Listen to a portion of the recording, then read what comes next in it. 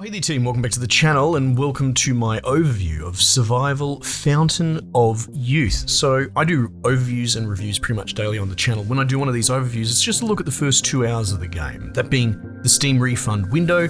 Steam reckons you can make up your mind within 2 hours as to whether you want to keep a game or not, and I tend to agree. And broadly speaking, I would say 20 hours in, you're not going to change your mind from what you decided 2 hours in. This also allows me to triage what I will and won't review going forward. So, Survival Fountain of Youth. This was in early access for a while, and I'd been sitting on it. Nothing against the game, it's just the pile's so high. There's so many great games to play. But 1.0 came up and I grabbed it and I gave it a go. And to be honest, I'm really quite impressed. I really like it. It fits in a category that is slowly getting a bit more entries, which would be the kind of single player survival narrative type game. And things that come to mind, I suppose Green Hell might be the most prolific one as a touchstone, but even aspects of The Long Dark, I suppose you could say as well. And what this is to say is that it is all survival focused. So there's crafting, there's building, but it doesn't really lose the thread quite as much as something that's more multiplayer focused, which, you know, I can get quite critical of those games where they kind of outsource it and turn it into a bit more of a sandbox. Here are the tools, you have fun and make your own game. At least by being under sort of the auspice of being a single player with a narrative, it is beholden to keeping a somewhat linear through line to it, and so far it's actually quite compelling. You pick up in the 16th century following on the trail as a crew member of. You're just a nameless dog's body as part of a treasure fleet led by one Ponce de Leon.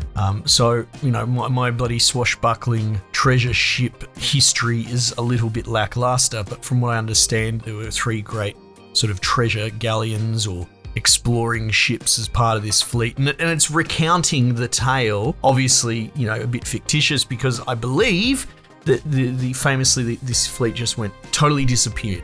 And in this case, they're looking for the Fountain of Youth, and, you know, it's picking up log entries. The way that it's told is very indie and very budget, but I see clever where others might see rough. It sort of plays out with a voiceover as you read the logs of Ponce, as you're like 2 steps behind him on the back of crashing the ship. And it'll be things like having him power posed as a character model, pushing a ship out. And, you know, so they're static dioramas, probably with rotational camera, I can't remember off the top of my head, with a voiceover. And I just look at that and I think that's very clever use of the limited resources that you would have as a smaller dev. But yeah, so far it's got all the mechanics that you would expect. There are some pretty clever innovations. Funnily enough, even though I do like survival games, and there's been periods in my life, Long Dark especially, where I've gone very hard in the paint, but I'm a little bit out of touch, so I don't really know where we're at with them as far as, you know, in-game methods. But things like you don't really have a map. You have to generate charcoal and you have to climb up, I think they're called cartographer trees. You know, it's shorthand, I suppose, but they're just really giant, massive trees. Now, I think you can chart anywhere you want, but you know, you set a ladder and you climb up these and you map out the terrain. One of the interesting things that I've sort of come up against so far is the spawn delay on farmable resources. In fact, before I get to that, I'll step back. Long Dark is a great touchstone because this game is very much about craft and interact timers, and I can't think of any other survival game apart from Long Dark that does that. So the example would be, I go up to a tree, I want to harvest the sticks out of it, and you choose how many sticks you're going to take, and you commit, and it will go 20 minutes pass by. Like, so there's a lot of stop, go. Time will actually pass overall relatively fast. You know, in a 30-minute play session, you might have multiple days go by, just because every interaction and harvestable is similar to sort of skipping nighttime by sleeping in a sleeping bag in most games. So it might be foreign to some. And again, I don't know how prolific it is, but it was something I kind of really enjoyed about Long Dark. This is not nearly as hardcore, at least so far as survival. I'm not really on struggle street, but we'll see. Because again, going back to my previous point, if I wanted to harvest, like there are vines, for example. That's actually the big bottleneck I came up to at the end of my 2 hours, is finding trees with vines on them, because the one that I kind of already harvested fully has something like a 19-day refurbishment on it. So you're sort of working in concert with a lot of the stuff having to regrow, and the same goes for plants and coconuts and all that sort of stuff, and they have all these actually unusually long timers. So while I say it's pretty easy going so far, I haven't really come up against any huge threats. I'm also cognizant that my living off the land it's running into the red, as it were, and I can sort of see that mid to long term problem that's going to come about if I don't come up with a plan, or at least it will be an impetus to force you out. Now, a lot of this is kind of speculative, but that's how my mind is going, and that's kind of what compels me to play more. I'm like, well, we're doing okay so far, but I'm also very aware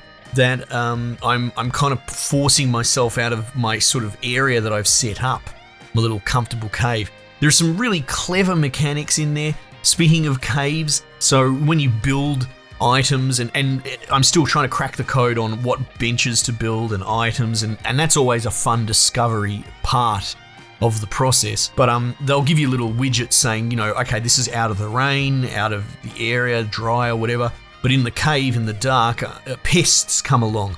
So if you're running a campfire or you've got like a torch out, it just negates them. So very gamey systems and mechanics, and I kind of love it, to be honest. But when you let the dark come down, all little scorpions start creeping after you, like it follows.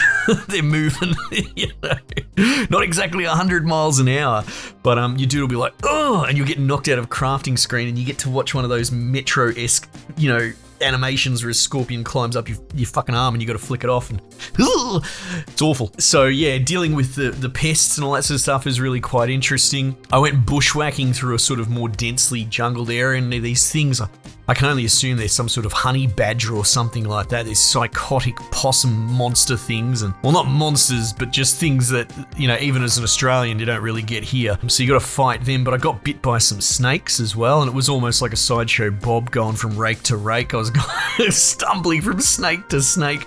But then you have like a health overlay bar, and it tells you how the condition will go, and the same goes for cuts and that sort of thing as well. So like, even just crafting something. It's like, I want to craft a spear. That's going to take 5 minutes, but there's a very low risk that you're going to actually cut yourself.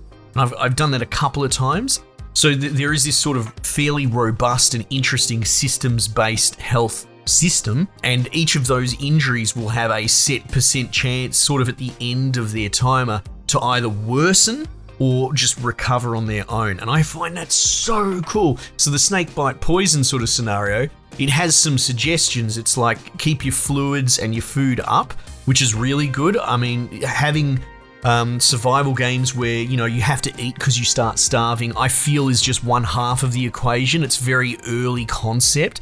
But then having things where you're incentivized, we've seen in other games, I don't want to get off track, where you have to like balance your caloric and your vitamins and your different calorie distributions for bonuses to XP. Eco comes to mind. But yeah, in this case, it helps your healing process to be well nourished. But then you can actually make natural medicines and that sort of thing as well to clear the status before it even comes to the dice roll. So I managed to make an antidote by bashing the rest of that scorpion's family into mush, and then I could cook it up and use that, and that managed to clear the poison, for example. But yeah, look, it's really quite fun, and it has that sense of discovery.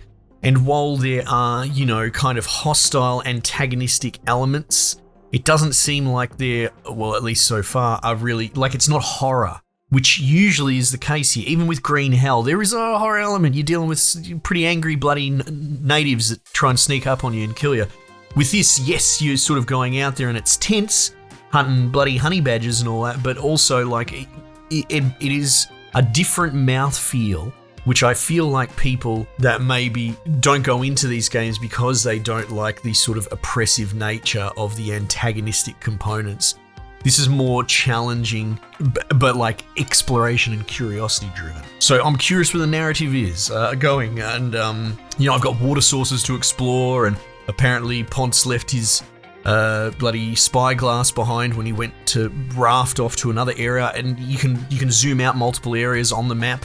And even though I haven't charted or anything like that, the game has made it very, very clear that the area I'm in, while it is quite large, is only a fraction of what the game is. So there's going to be a lot of traveling to other islands, I believe. And there's murals and journal entries, and there's sort of like an anthropological curiosity that can get stoked here, because There are old ruins of a lost tribe that seems to not be here anymore, and I came across like a sort of ritual sacrifice jump off the cliff site, and there's all bones down the bottom and all that. And it's just really quite curious and interesting, which works really well in tandem with being, alone. And it's much more Castaway than it is, Cannibal Holocaust, if any of that makes any sense at all.